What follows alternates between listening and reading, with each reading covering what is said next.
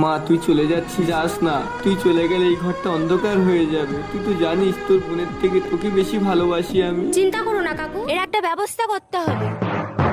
আমি থাকতো আমার বাবা আমার জেঠুর মেয়েকে এত ভালোবাসে, এটা কখনোই হতে পারে না। কাকু এখন যাই তাহলে, আমি আবার আসবো। দাদা আমরা চলে যাচ্ছি, তুমি কষ্ট পেও না। বাবা আমি আমার সোনার নেকলেসটা খুঁজে পাচ্ছি না, তুমি কি কোথাও দেখেছো? না আমি দেখিনি। কাকু আসছি তাহলে, আয় সোনা। দাঁড়া দিদি, আমি আমার সোনার নেকলেসটা খুঁজে পাচ্ছি না, তাই তোর ব্যাগটা আমি চেক করতে চাই। সঞ্চিতা, তুই কি তোর দিদিকে সন্দেহ করছিস? দাঁড়াও বাবা, আমি দিদিকে একদম বিশ্বাস করি না, তাই আমি দিদির ব্যাগটাকে চেক করতে চাই।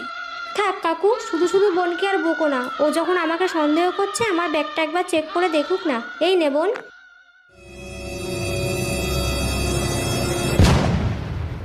না কাকু, আমি এই দেখো বাবা। আমি বিশ্বাস করি না যে